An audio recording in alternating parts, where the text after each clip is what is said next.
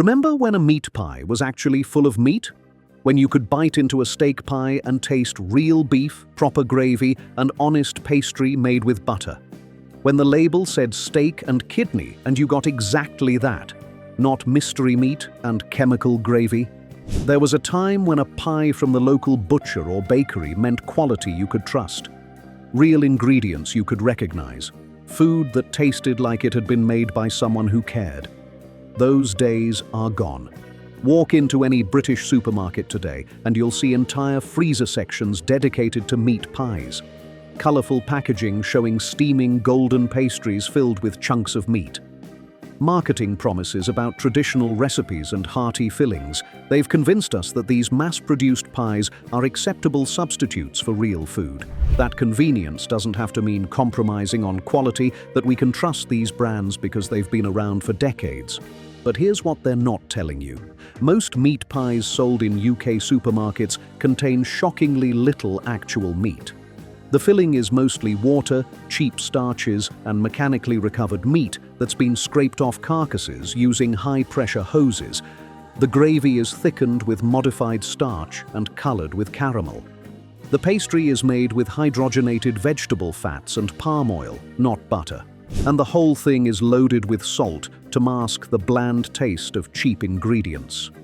The British meat pie industry has spent decades perfecting the art of making products that look like pies while containing as little actual food as possible. They've hired food scientists to engineer textures that mimic real meat using soy protein and binding agents. They've employed flavor chemists to create gravy that tastes vaguely meaty without using real stock. And they've lobbied to keep labeling requirements loose enough that they can call something a steak pie when it contains barely any steak. For generations, we've trusted these brands. We believed that a pie from a major manufacturer would contain decent ingredients. We assumed that meat content regulations meant we were getting real food. We thought that because everyone buys these pies, they must be acceptable. But that trust has been systematically betrayed. These companies know their meat content is minimal. They know the fillers and additives are there to bulk out cheap ingredients, and they keep selling them anyway because we keep buying them. Today, we're exposing 8 UK meat pie brands that are lying to you with every bite. Pies that should never be in your shopping trolley, let alone on your dinner table. Will your freezer staple make the list? Or have you been feeding your family reconstituted meat scraps and chemical gravy while thinking you're serving a proper meal? Let's find out. Coming in at number 8, we have Pukka Pies, the brand that's been around since 1963, positioned as proper British pies. The packaging emphasizes tradition and shows golden pastry with hearty fillings. Pukka has built a reputation on being the pie you grab at football matches and corner shops. Surely a brand with that much heritage maintains decent standards. They don't. Pukka's steak and kidney pie contains just 25% beef. A quarter of the filling is actual meat. The rest is water, wheat flour, beef fat, and a long list of additives including modified starch, caramel coloring, and flavor enhancers. You're not eating a steak pie, you're eating a water and flour pie with some beef scraps mixed in. But the meat content is just the beginning. The kidney that gives the pie its name makes up less than 2% of the product. 2%. You're more likely to taste the modified starch than actual kidney. And the pastry is made with palm oil and hydrogenated vegetable fat, not butter. The flaky texture you're experiencing isn't from proper pastry technique. It's from industrial fats engineered to mimic butter. What makes Pukka number 8 is the salt content. One pie contains over 2 grams of salt. That's a third of your daily allowance in one pie. The excessive salt is there to mask the bland taste of cheap ingredients and waterlogged filling. You're not getting traditional British pie, you're getting an industrial product engineered to be as cheap as possible while still technically qualifying as a pie. At number 7, we have Fray Bentos, the tinned pies that have been a British staple since the 1960s. Fray Bentos is positioned as convenient comfort food, something nostalgic and reliable. The tin itself has become iconic. But what's actually inside that tin is a nutritional disaster. Fray Bentos steak and kidney pie contains just 18% beef. Less than a fifth of the filling is actual meat. The rest is water, wheat flour, and a parade of additives. The gravy is essentially thickened, colored water with artificial flavoring. And the pastry lid that sits on top is made with vegetable oil and contains more additives than actual pastry ingredients. But here's what makes Fray Bentos number 7. The texture. Multiple customers describe the filling as gelatinous and slimy. The meat pieces are tough and gristly, and the pastry lid is simultaneously greasy and dry, which shouldn't even be possible. That's what happens when you're using the cheapest possible ingredients and industrial processing methods. One reviewer described heating a Fray Bentos pie and watching the filling separate into watery liquid and meat-like chunks floating in it. That's not gravy. That's water with thickeners that couldn't hold the mixture together during heating. You're not buying comfort food. You're buying a tin of industrial slop that happens to be shaped like a pie. Number 6 is Holland's Pies. Another heritage brand, this one dating back to 1851. Holland's is particularly popular in the north of England, positioned as proper Lancashire pies. The packaging emphasizes their long history and traditional recipes. But Holland's pies are made using the same cost-cutting methods as every other mass-market brand. Holland's meat and potato pie contains just 12% beef. 12%. The rest of the filling is potato, water, and cheap fillers. The meat that is present is mechanically recovered, which means it's been scraped off bones using high-pressure hoses. It's the meat that's left after all the proper cuts have been taken, and it's been mixed with soy protein and rusk to bulk it out further. What makes Holland's number 6 is the pastry. Multiple customers report that Holland's pastry is simultaneously greasy and tasteless. It leaves an oily film in your mouth but has no flavor. That's because it's made with the cheapest possible fats and minimal seasoning. The golden color you see isn't from butter or eggs. It's from artificial coloring added to make it look more appealing. And the portion size deception. Holland's pies have gotten smaller over the years while prices have increased. You're getting less pie for more money, and the pie you're getting contains barely any meat. That's not value. That's systematic exploitation of customer loyalty. At number 5, we have Ginsters, the pasty and pie brand that's everywhere in UK convenience stores and service stations. Ginsters positions itself as Cornish quality, suggesting traditional methods and quality ingredients. But Ginsters pies are mass-produced in industrial facilities using the cheapest possible ingredients. Ginsters steak slice contains meat at just 15%. The rest is pastry, which is made with palm oil and vegetable fats, and filling, which is mostly water and modified starch. The beef that is present has been heavily processed and mixed with soy protein. You're not getting chunks of steak. You're getting reconstituted meat product shaped to look like steak pieces. But what makes Ginsters number 5 is the shelf life. Ginsters products last for weeks. Real pies, made with real ingredients, go off within days. The fact that a Ginsters pie can sit in a service station for a fortnight and still be safe to eat tells you everything about the preservatives and processing that's gone into it. You're not buying fresh food. You're buying shelf-stable industrial product that happens to be pie-shaped. Multiple customers report that Ginsters pies have an odd chemical aftertaste. That's the preservatives and artificial flavoring. Real pie doesn't leave a strange taste in your mouth. But when you're eating a product that's been engineered for maximum shelf life and minimum ingredient cost, that's what you get. If you're still watching and finding this valuable, I'd really appreciate it if you'd leave the number 5 in the comments below. And if you haven't subscribed to UK Food Exposed yet, please consider subscribing and ringing that bell. Your support allows us to keep exposing the truth about what we're really eating. Now, let's continue. Number 4 is Tesco Everyday Value Steak Pie, the budget option that costs less than £2. When something costs that little, you know corners have been cut. But the extent of the cost cutting is genuinely shocking. Tesco Value steak pie contains just 11% beef. 11%.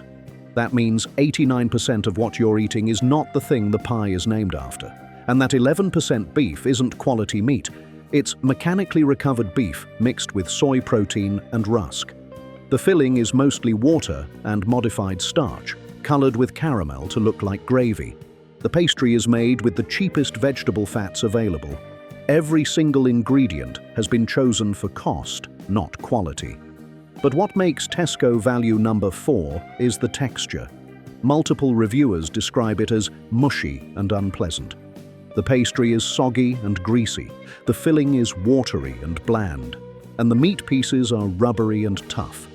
One person described it as the worst pie they'd ever eaten, and they only finished it because they were too hungry to throw it away. This isn't just poor quality, this is barely food. It's the absolute minimum that can legally be called a steak pie, sold to people who can't afford better options. That's not providing value, that's exploiting poverty. At number 3, we have Asda Smart Price Meat and Potato Pie, another supermarket budget range. Another product that barely qualifies as food. Asda Smart Price pies are even cheaper than Tesco Value, which should immediately tell you something about the quality. The meat content is listed as 10%. 10%. And that meat is mechanically recovered, mixed with textured vegetable protein. The potato in the filling is reconstituted potato powder, not real potatoes. The gravy is water, modified starch, and artificial flavoring. And the pastry is made with hydrogenated vegetable fat that leaves a waxy coating in your mouth. What makes Asda Smart Price number 3 is that it represents the absolute bottom of the market. This is the cheapest pie you can buy from a major retailer, and it shows. The taste is bland and artificial, the texture is unpleasant, and the nutritional value is virtually zero. You're eating empty calories shaped like a pie. One nutritionist described budget supermarket pies as one of the worst possible ways to feed a family. High in salt, high in poor quality fats, minimal protein, and no nutritional benefit whatsoever. But they're marketed to the people who can least afford to make poor food choices. Number 2 is Charlie Bigham's steak and ale pie. And this one will surprise you because Charlie Bigham's is positioned as premium. They're expensive. They're sold in Waitrose. The packaging is sophisticated. Everything suggests you're getting quality, but you're not. Charlie Bigham's steak and ale pie costs over £6 for a single serving. At that price, you expect quality ingredients and generous meat content. But the meat content is just 25%, the same as Pukka, which costs a fraction of the price. You're paying premium prices for the same industrial formula as budget brands, just with fancier packaging. And the meat that is present isn't the quality you'd expect. It's been heavily processed and mixed with starches and binding agents. The ale in the gravy is minimal. The flavor comes primarily from artificial enhancers and salt. You're paying £6 for a product that costs pennies to produce, all because the marketing has convinced you it's premium.